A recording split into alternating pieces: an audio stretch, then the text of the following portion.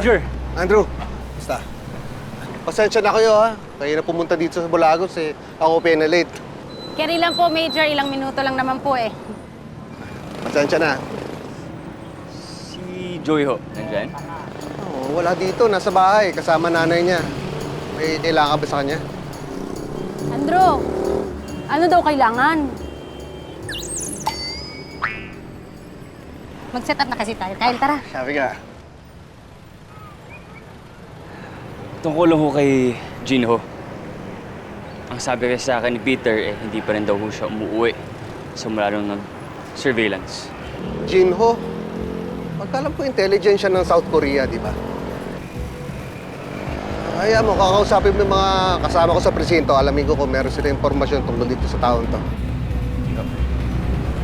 Hello, Major. Kapag tinutok niya yung camera kay Delgado, he stops being a reporter. He becomes his weapon para pabagsakin tayo. And I can't afford a weapon being pointed at us. Kahit pa pamilya. I guess some things really don't stay solid. Paano, Verdugo? Isasabay ko na ba sa mga niluluto ko para kay Delgado? Huwag naman. But I want you to send him a warning. Sila ni Delgado. Make it loud and make it personal. Copy, Verdugo. Ako naglabas ng expose niyo sa publiko, Major. And I have to own up to that. Pananagutan ko yun. Hindi dahil sa gusto ko, kundi yun ang trabaho ko. Ang maglatag ng impormasyon. Pero tungkulin ko rin ayusin ang mga pagkakamali ko. Lalo na kung buhay at pangalan ang nakasalalay.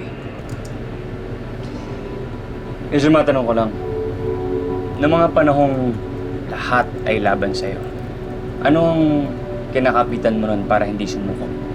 Siyempre, katotohanan. Wala akong kasalanan. Wala akong pakialam kung ano sabihin ng ibang tao. Pero ang pinakamasakit lang yan, yung nagduda yung sarili kong pamilya. Yung nawalan sila ng tiwala sa'yo. Yun siguro yung pinakamasakit na naramdaman ko. At kung paano ko ibabalik yung tiwalang yun. Lahat naman to ginagawa ko para sa kanila eh. Kaya ako lumalaban para sa kanila. Nagpapasalamat din ako dun sa iba na di ko akalain natutulong sa akin. Pero hindi pa tapos ng laban, Major. Yung nasa video, si alias Teresa Park at alias Loloy, at large pa rin sila. At of course, yung head ng sindikato na nag-set up sa inyo, at large din. Alam mo, tama kayo. Sabi nga nila, papunta pa lang tayo sa exciting part. Habang nandyan yung mga sindikatong yan, hindi mauubos ang drogang yan. At maraming buhay na mga kabataan ang sisirain yan. Kaya kailangan puksain natin. Tapusin natin sila.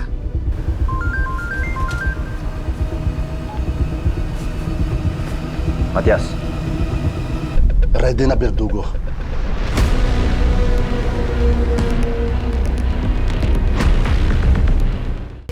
Sabi nga nila, papunta pa lang tayo sa exciting part.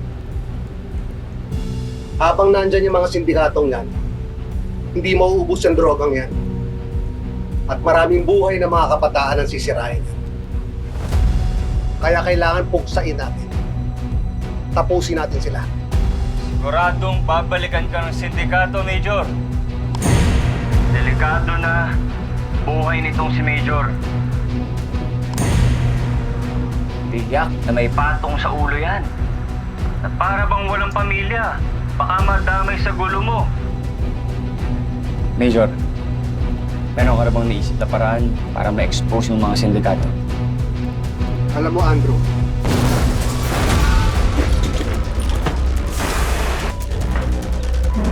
Ano nangyari?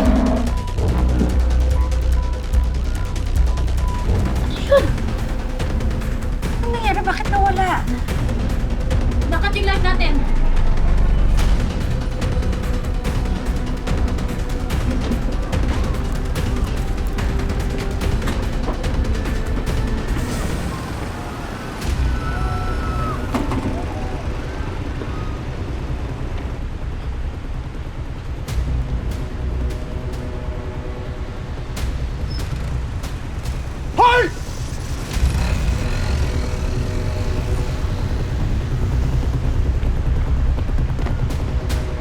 Nasabog yung gulong.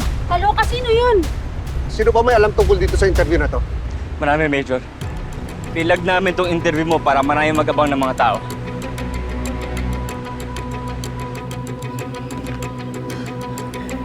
Huwag mo.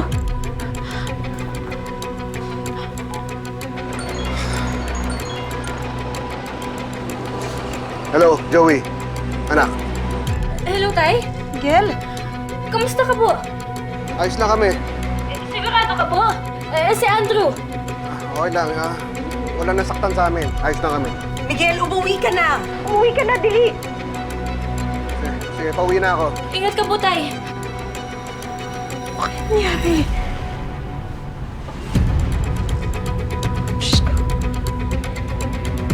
Sa tingin ko ako target nila. Target? Bakit hindi kayo pinasok sa bus? Hindi kayo sinugod? Warning siguro. Para hindi ako magsalita. Wala baka kasali tayo dun sa winawarningan, Andrew. Nakailang beses na rin tayo mag-cover kay Major Delgado Baka mukha tayong allies. Ano naman yan? Ano namin gagawin natin, boss? Mahal ko pa buhay ko. Mag-iingat tayo. Pero hindi ibig sabihin na nasusuko tayo dahil lang tinako tayo. Hindi sila pwede magtagumpay. Lalong nananaig ang kasamaan kapag walang lumalaban. Kaya hindi tayo susuko.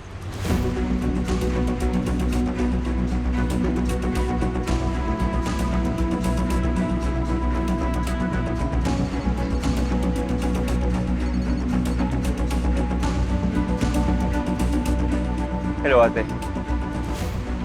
Yeah, we're good. I'm good. Wala naman nasaktan. Buti na lang.